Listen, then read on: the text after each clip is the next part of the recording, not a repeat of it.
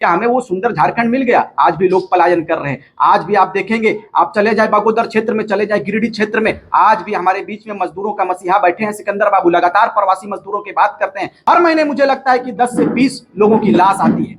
इस दिन के लिए राज्य का विभाजन नहीं हुआ था। राज्य समृद्धि की बात करता है, राज्य खुशहाली की बात करता है, लेकिन हमारे बेटे बाहर में जाकर काम करने के लिए विवश है।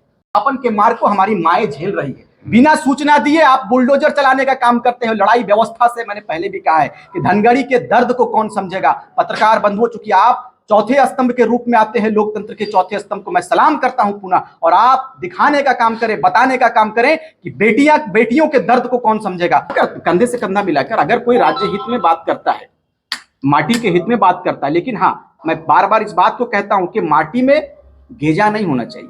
अगर स्थिति परिस्थिति राज्य की सरकार, जो अभी वर्तमान की सरकार है, महागठबंधन की सरकार है, या जो भी दलीय विचारधारा है, अगर इनको लोग नकारते हैं, लोग हमारी और उम्मीद भरी निगाह से अगर कहेंगे कि आपको मैं सर्वोच्च जगह पर देखना चाहता हूं, सर्वोच्च जगह पर देखना चाहता हूं, उस मंदिर में देखना चाहता हूं जहां से हमारे हक और हुकूक की बात हो, जहां से विकसित बातों को रखा जाए, वहां पर हमें अगर भेजा जाएगा तो इस बात से भी हम इनकार नहीं करते। इस प्रकार से गुमराह करने का काम मंत्री और वर्तमान की जो झारखंड मुक्ति मोर्चा की सरकार है और उनकी सहयोगी पार्टियां हैं, इन तमाम लोगों ने राज्यवासियों को गुमराह करने का, सरकार ने जिस तरह से डंका बजाने का काम किया है, जिस तरह से मांदर बजाने का काम किया है पूरे राज्य में कि 1932 तो हमें मिल गया है। मुझे कल ही मैं किसी के दल का आलोचना नहीं करता हूं, लेकिन चूंकि सवाल सत्ता से होती है तो दलीय विचारधारा कहीं ना कहीं उत्पन्न होती है।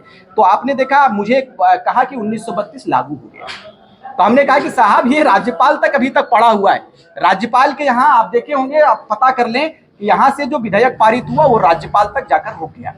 अब ये लोगों को बताना होगा कि राज्यपाल तक वो रहेगा कि दिल्ली भी जाएगा, क्योंकि हमारी लड़ाई, मैंने पहले भी कहा, ये जो खतियान हमारा जो मुस्लिम मंच बना है, ये लड़ाई सीधे राज्य से लेकर दिल्ली तक लड़ेगी। लेकिन मैं मान्यवर कहना चाहूंगा, मुख्यमंत्री महोदय को कहना चाहूंगा कि आदरणीय मुख्यमंत्री महोदय, आप हमारी मांगों को, आपने जो विधेयक पारित किया है विधानसभा में, उस जो बिल है उसको आप दिल्ली कब भेजोगे? ये जनता पूछ रही है, झारखंड की जनता पूछ रही है, और ये सवाल हम लोग करने के लिए आएंगे। और अगर नहीं मानेगी तो फिर से उग्र आंदोलन करेंगे, और जरूरत पड़ेगी तो आर्थिक नाकाबंदी पर भी हम लोग करेंगे। दूसरी बात, हमारे यहाँ कोयला क्षेत्र है, मैं जिस क्षेत्र से आता हूं, धनबाद का क्षेत्र है, वो राज्य का खनिज सबसे ज्यादा दिया जाता है तो धनबाद से दिया जाता है। लेकिन आप अगर वहां पर सर्वे करेंगे पत्रकार बंधु, तो आपको पता चलेगा कि वहां के लोग टीबी की बीमारी से मर रहा है, वहां के लोग ग्रसित हो रहे हैं पॉल्यूशन से, लेकिन सरकार कोयला बेचने पर बिजी है। आप वहां के लोगों पर चिंतित नहीं है, ना चिकित्सा पर कोई बात होती है, ना स्वास्थ्य पर ना कोई बात होती है, ना शिक्षा पर कोई बात होती है। हमारे आप पता कर ले, रांची में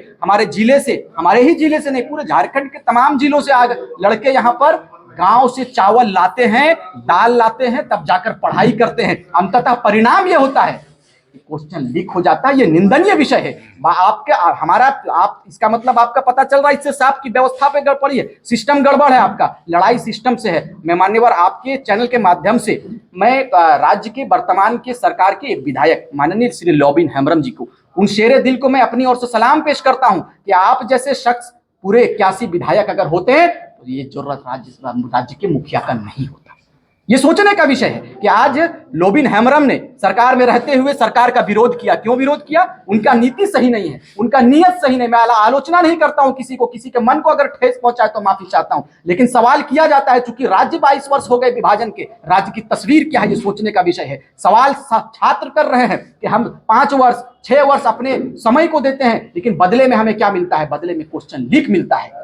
ये क्या है? इन तमाम बिंदुओं पर हमारी जो संगठन है, ये संगठन बात करेगी। मैं सरकार से और सरकार के मंत्रियों से, और विशेषकर मैं मुख्यमंत्री से इस बात का मांग करूंगा कि स्टेट में, हमारे राज्य में नियमावली बननी चाहिए, हमारे राज्य में कुछ सिस्टम बनना चाहिए। मुझे तो लगता है कि विस्थापन नीति बन जानी चाहिए, विस्थापन आयोग का गठन होना चाहिए। इसलिए कि सबसे बड़ा अगर मुद्दा आप देखेंगे, आप इससे पूर्व के मुद्दे को उठा लें तो धनगढ़ी का मामला है, हमारे बीच में बोकारो के भी लोग हैं। आप धनगढ़ी के मामले को अगर उठाओगे तो आपको पता चलेगा कि विस्थापन के मार्ग को हमारी माएं झेल रही है। बिना सूचना दिए आप बुलडोजर चलाने का काम करते हो लड़ाई व्यवस्था से। मैंने पहले भी कहा है कि धनगढ़ी के दर्द को कौन समझेगा। पत्रकार बंधुओं, चूंकि आप चौथे स्तंभ के रूप में आते हैं, लोकतंत्र के चौथे स्तंभ को मैं सलाम करता हूं पुनः, और आप दिखाने का काम करें, बताने का काम करें कि बेटियों के दर्द को कौन समझेगा। अफसोस के साथ इस बात को कहेंगे कि राज्य पूरे विश्व के मानचित्र में अव्वल दर्जे पर आती है, लेकिन हमारी माएँ पलायन कर रही हैं और किसी के घर की नौकरानी बनती, किसी के घर की दाई बन जाती है। यही केरला चले जाएं, वहां की व्यवस्था इतनी टाइट है, वहां की व्यवस्था इतनी सुंदर है कि बेटियां अगर पलायन करती है तो किसी के यहाँ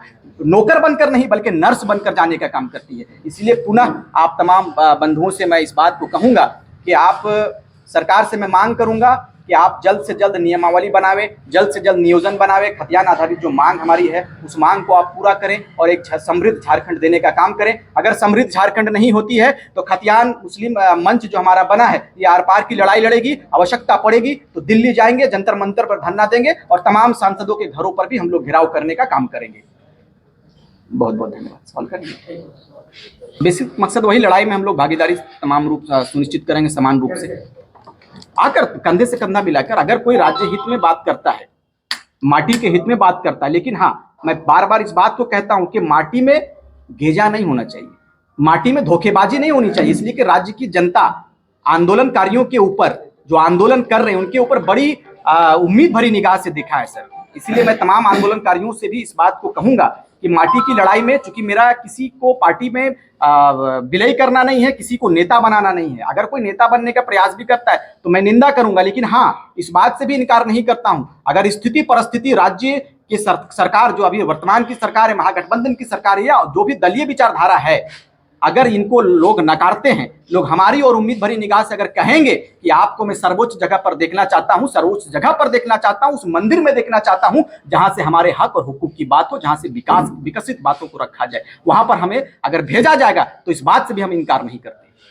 आपको नहीं लगता कि आप काफी लेट हो गए, क्योंकि मुख्यमंत्री इस वक्त दूसरे चरण का जो है खतियानी जोहार यात्रा निकाल रहे हैं और हर एक जिले में जाके हर कस्बे कह रहे हैं कि हमने 1932 लागू कर दिया है, केंद्र इसको लागू नहीं कर दिया। देखिए मैंने पहले भी क्या ये विषय आपका विषय है, पूरे राज्य के लोगों को जिस प्रकार से गुमराह करने का काम मंत्री और वर्तमान की जो झारखंड मुक्ति मोर्चा की सरकार है और उनकी सहयोगी पार्टियां हैं, इन तमाम लोगों ने राज्यवासियों को गुमराह करने का काम किया। मैंने तो कहा कि साफ शब्दों में कि आप पता कर लो राज्यपाल तक आपका जो मांग था, आपके मांग को बड़ा पिक्चराइज, बड़ा सिस्टमैटिक ढंग से, बिल्कुल षड्यंत्र के तहत, बिल्कुल प्लानिंग के साथ में, ना तो ये दिल्ली जाएगा बिल, ना दिल्ली से आप लड़ाई लड़ोगे, ना दिल्ली वाले कहेंगे कि हमारे पास कोई आया है बिल, मैं इस पर क्या बात करूंगा। आप लगातार इस तरह से बात खींचेंगे, क्योंकि आपको पता होगा कि विधि विभाग से राज्यपाल ने कहा है कि हम परामर्श करेंगे।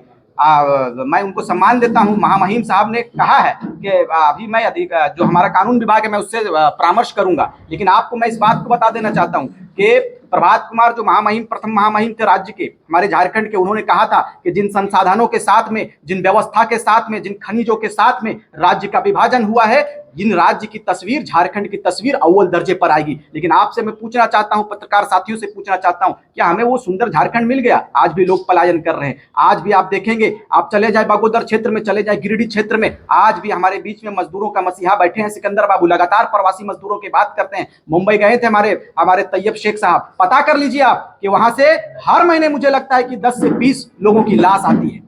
इस दिन के लिए राज्य का विभाजन नहीं हुआ था। राज्य समृद्धि की बात करता है, राज्य खुशहाली की बात करता है, लेकिन हमारे बेटे बाहर में जाकर काम करने के लिए विवश है। रिजवान क्रांतिकारी। एक सवाल असदुद्दीन ओवैसी ने बनाई थी एआईएमआईएम के गठन के बाद से आज तक में, मतलब जब से असदुद्दीन ओवैसी वहां पर पहुंचे, कभी भी ऐसा लगा नहीं कि वो भाजपा के खिलाफ रहा, हमेशा लगा कि वो भाजपा के साथ हो। एक सीट का भी भाजपा को नुकसान नहीं कर पाया, हमेशा फायदा ही पहुंचा। तो जब भी ऐसा कोई संगठन बनता है तो मतलब हमेशा होना ये चाहिए कि जो नारंगी फीताशाही जो चल रही है उसके खिलाफ एक युद्ध का, उन्मूलन का एक प्लानिंग होनी चाहिए। लेकिन वो प्लानिंग कहीं दिखती नहीं है। दिखती क्या है कि उसको कैसे मदद पहुंचाया जाए, बस 10 दिन 15 दिन 20 दिन के बाद जितने संगठन बनते हैं वो at the end of the day क्या है सर आपको कि नहीं, मैंने पहले भी कहा है कि हमारा दलीय विचारधारा कभी भी हमने उत्पन्न नहीं किया है। मैंने कभी भी समाज के हित में बात किया है और आगे भी समाज के हित में बात करूंगा। लेकिन लड़ाई मैंने कहा है कि राज्य की जनता अगर मुझ जैसे नाचीज को या हमारे क्रांतिकारी विचारधारा रखने वाले लोगों को चाहेगी कि सर्वोच्च जगह पर जाए तो हम लोग जाएंगे, लेकिन दलीय विचारधारा अभी फिलहाल नहीं है और ना हमारी कोई पार्टी है। हमारा एक संगठन है, इस संगठन के आधार पर इस संगठन की अगुवाई में हम लोग पूरे राज्य में जाएंगे और मुसलमान वर्ग जो आज छूट गया है इस आंदोलन खतियान की लड़ाई में, क्योंकि अभी भी खुलकर लोग नहीं आए हैं, उनको हम लोग खोलकर लाएंगे और लड़ाई मैंने कहा है कि आर पार की लड़ेंगे। इसके लिए हमारा संगठन को कुछ भी करना पड़े हम लोग तत्पर हैं। धन्यवाद सर। wartatimes.co.in। सबकी वार्ता, सच की वार्ता।